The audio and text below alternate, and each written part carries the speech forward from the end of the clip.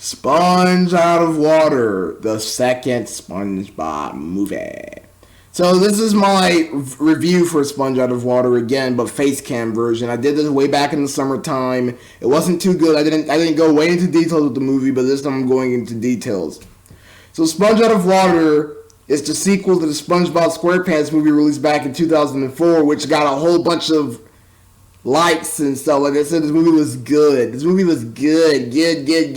movie was terrible. 1, Patrick was naked. 2, the plot made absolutely no sense. And 3, it was just plain stupid. So 12 years or 11 years, the creators made a sequel where they wanted SpongeBob to come to our world and full off the ground CGI 3D animation. And the concept of the movie was perfect. I was like, oh, so they're actually making a movie where SpongeBob leaves his land and comes to ours. That's pretty cool. But no, the concept was good, but the way how they written the movie when they got to our world was not that good at all. They were not even interacting with the humans. The only person that they were really interacting was the main guy himself, Burger Beard. Yes, that's the name of the villain of the movie, Burger Beard, who's played by Antonio Pan. Is it Pandares or Bandares? I don't freaking know. Anyways, so the movie starts off at the little island that sits above Bikini Bottom. That's where the movie starts. So we see Burger Beard, who has a machete slicing the grass and whatnot. He finds this skeleton holding a bottle with the book that he wants so badly. There are booby traps along the way. He does a little pirate jig over the spikes. Then he gets it. At last, it is mine. He grabs the bottle. The freaking skeleton comes back to life. He wants to fight Burger Beard because he took his precious bottle. But Burger Beard lost by the pirate. Burger Beard is the pirate. I'm sorry. Burger Beard got lost by the skeleton because the skeleton literally gave him an uppercut. And he legitimately flew right out of the island and he landed into the pirate boat. Pretty stupid, isn't it, huh? So Burger Beard opens up the book. He tells his little seagull friends about the story of SpongeBob, his job, Krusty Krab, all that good stuff. So there was a war going on in Bikini Bottom when Plankton was trying to steal the Krabby Patty formula, where Sandy was ordering food. All of this stuff was happening.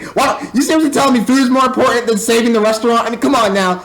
First of all, why would you want 2 Krabby Patties? Are you that hungry? Are you gonna? Well, I bet you got 2 Krabby Patties, one for today and one for tomorrow. You fat Sandy, you need to lose some weight.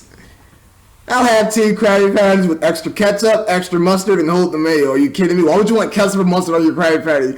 Ketchup and mustard are disgusting anyway. Hello? Yeah, even though you want my money, shut up. There's an apocalypse going on. You're ordering food, Sandy. Go home and make your own freaking sandwich. And so it's a Plankton tried to steal the formula. Mr. Krabs came in and just screamed out, Plankton! He goes all freaking mad and whatnot. Sound like a freaking drunk guy or something. The bottle vanishes. I mean, the bottle legit vanished from the hands of SpongeBob and Plankton. And then Plankton told Mr. Krabs the truth that the Krabby Patty formula literally vanished right out of his hands. That was because of Burger Beard up in the surface writing, I want the Krabby Patty formula vanish. Boom! The whole thing vanishes and goes away. Disappears. Is gone. This is one freaking scene where Sandy was in her house about to enjoy her Krabby Patty. She had a pitcher of iced tea. She wasn't even drinking that.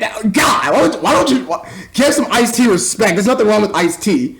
So Sandy watches the news. There's an apocalypse going on in Bikini Bottom, like a boat literally flew out of nowhere and crashed the buildings down. And this one guy had a ball and chain. The secret ingredient is love. He knocks the TV down. The status comes on. Freaking Sandy's like, no more Krabby Patties. If I should have known that, I should have chewed a little slower. You shoved the whole sandwich in your mouth because Patrick was out there annoying you. Legitly shoved the entire sandwich in her mouth, not taking one bite. You're going to choke. You're going to have a heart attack right in front of Patrick, all because of you don't know how to eat your sandwich correctly. So Mr. Krabs finds out that Plankton and SpongeBob were teaming up, and Mr. Krabs found out that, Mr. Krabs started getting really angry, and that's when the apocalypse got even worse. So Plankton flew in this little bubble, and they told him about teamwork and stuff like that. And so their plan was to create like a time machine so they can go back in time so they can reverse the spell of how the Krabby Patty got stolen and the Krabby Patty formula got stolen in the first place. So there's one part where Patrick was up in his rock vandalizing his own house. Patrick, what are you doing? Vandalizing stuff? Isn't that your house? Well, of course it's your house. I mean, come on now. Squirrel's like, aren't you just overreacting a bit? What do you mean you're just overreacting a bit? As soon as he said that, that's when the apocalypse began. Learn how to shut your mouth, Squidward. See, Squidward was the cause for the apocalypse because he couldn't keep his mouth shut. It's about, aren't you just overreacting a bit? Boom, the apocalypse already started. That's ridiculous right there.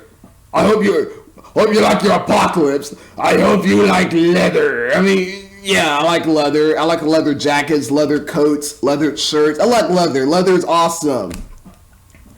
So the Plankton and SpongeBob goes back in time. They found the Krusty Krab in the desert, and they saw Patrick with a beard. And Patrick was like, oh, I don't know where the formula is. So they legitimately tried to go to the chum bucket and steal the key, where Patrick was asleep. He was sleeping. He tried to, so kept playing the little tiny piano from the trailer. Would you quit playing that tiny piano? Sorry. I mean, seriously. That was from the trailer, the first trailer.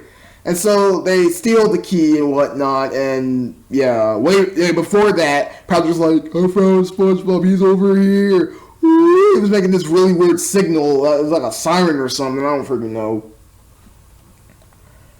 So, a giant piece of paper laid on Sandy's house that said the end, and that's when she realized that the apocalypse was already happening. I mean, even she was involved in the apocalypse. She had this black leather clothing or whatnot, I don't freaking know. The gods are angry with us. I mean, the gods are not even angry with you. I bet the gods are angry at you, Sandy, for one, for shoving that sandwich down your mouth, and two, for ordering food when Plankton was trying to rob the restaurant. He was literally trying to steal the formula. All you care was getting 2 Krabby Patties and gaining weight. Driving that little log car. Hope that car collapsed. She was driving in a log car. Sandy, you're so stupid. You can't even afford it. Why can't you buy an Escalade, a Mercedes, a Honda, a Toyota? Get those good car brands, not a log car. This is not the caveman time. This movie came out in 2015. He's driving in a log car. Let me guess what it runs on. What type of? I bet it runs on coconut milk, like that stupid helicopter you had in that episode. The patty that ate Bikini Bottom. You Dumbo. So they come back to their time, and they found the formula, but it turned out to be that SpongeBob grabbed the wrong formula. He grabbed the wrong formula, and instead it was a to-do list or something. And that's when Mr. Krabs and Squidward was about to sacrifice SpongeBob with a giant Krabby Patty compressor, like the Krabby Patty compressor was going to compress SpongeBob and kill him. So SpongeBob smells Krabby Patties up in the surface, and then they all rush to find out where the Krabby Patties were coming from. And they realized it was coming from the surface. Let me ask you one question. Why did Sandy gasp? She is from the surface, so she has to be happy she's going back up to her homeland. You stupid writers. Don't even know what they're talking about. Oh, it's that surface. We're not going up there. We're not going to be able to breathe up there. Well, you have feet. Sandy has feet. Squidward has feet. Actually, I have 4 feet. I mean, come on now, you seriously? So, Bubbles, that's the name of the dolphin that they found back in time. The name of the dolphin is Bubbles. I don't know why his name is Bubbles. I don't know. So, Bubbles the dolphin comes from the surface, comes to Bikini Bottom, and tells SpongeBob and his friends that they're going to take him to the surface so they can go fight Burger Beard and get the book back and whatnot and stuff like that. So, everyone except for SpongeBob was scared to go inside of Bubbles, so Bubbles literally ate them, and then Bubbles shot them out of the Bikini Bottom. They were already in their 3D CGI form, and they landed in a beach full of people out in the sand having an enjoyable time. What is this place? Maybe this guy knows. He looks smart. He has 5 heads. Those are his toes, you dumb idiot. I was about to cuss. I'm sorry. Those are his toes, you idiot. His toes. Count them. 1, 2, 3, 4, 5, 6, 7, 8, 9, 10. Do we have to go back to kindergarten to learn how to count, Patrick? Do we have to go back to kindergarten? Fresh air. Oh, how I miss you. Ew, this place smells awful. Squidward, you're such a jerk. You're a party pooper. That's why nobody likes you. Along with Sandy, and nobody likes her too. So they found the fat guy, the fat man. He was out there bathing in the sand, and so Mr. Krabs was like, and the SpongeBob was like, it's a giant hairy porpoise. Those aren't porpoises. Shut up, Sandy. Those are your relatives. So they legitimately flipped the fat guy over. It was like, come on now, why are you making fun of the fat people? I mean, they gotta at least hire another guy, but why a fat guy? Jeez. PG rated movie, and they got a fat guy in the set.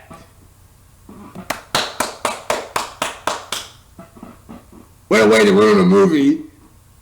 Also, that's where the awful smell was coming from. Wow, Squidward, that was really rude.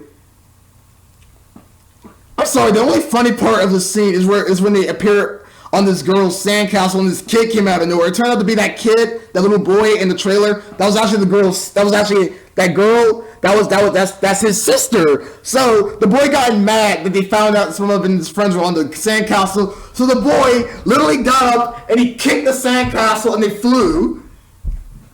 This kid needs to take some karate. That was some powerful kicking right there. I mean, he legitimately kicked them and the sand flew all over the place. You just got owned by a kid, SpongeBob, Patrick, Krabs, all the other people.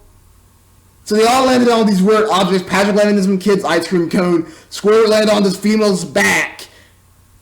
And this is a children's movie. Why was she making those really sexual sounds while Squidward was on top of her back? This movie is rated PG. It's for children, and you got sexual content on there. There's even one scene where there was a breast. It was like a woman. She had a bra, and you can actually see her breast. This is a kids movie.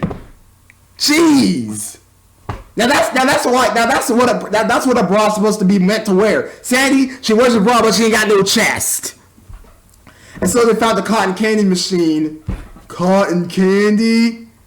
If you eat all that, you ought to have enemies around the whole world. No, Sandy, no, don't ever give them an advice like that ever again. So they went to their little hyper sugar craze again.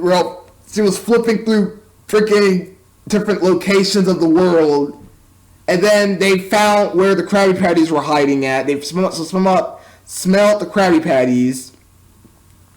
And then they ran out in the street and they almost got ran over by the people who were out there. There's one guy skating, there's a guy riding a bicycle, and so they found an empty bicycle. So SpongeBob, Patrick, Krabs, Squidward, and Sandy rode on the bicycle to find where the Krabby Patties were coming from. And they almost ran over. I mean, there's this one part where they almost ran into a baby. Like there was a mom pushing a baby in a stroller in the movie. I mean, come on now, come on. I mean, I know it was kind of cute, but still, no. Why would you put that in the movie? Oh, Mr. Krabs having a panic attack. Saying like, hold on, hold on to what? Hold on to what? She had her hand in her midsection. What you trying to do? Grab your crotch. And so they landed in this basket, and that's when they found Burger Beard's hideout. Home of the Krabby Patty? I thought the Krusty Krab was home of the Krabby Patty. Mr. Krabs, what are we going to do? $3.49 for a Krabby Patty. I don't know what the exact price was, but still. And they found Burger Beard flipping patties. They got into the boat. Burger Beard was shocked to see them. He legitimately dropped his spatula when they first saw them. Burger Beard, they're SpongeBob characters, but they're not like they're going to harm you or anything. I mean, come on, look at them. So Mr. Krabs, so listen, you'll be doing some patty flipping over here. Yeah, that's my job. How did you guys get here? Well, there's a magical dolphin that shoots out of his blowhole. I mean, come on now. Come on now. I gotta tell you one thing. These characters got some serious. These characters got some serious character models ever since they left Bikini Bottom. I mean, the characters look really good in CGI. I mean, they look so real. They look so good in CGI. They look like they came straight from a Wii U game or something. Like, let's take Sandy's design for example. I think Sandy's design was the best because they actually made her suit a lot more realistic from the surface than from the Bikini Bottom aspect. So Burger Beard was like, where you guys came from? There's this magical dolphin who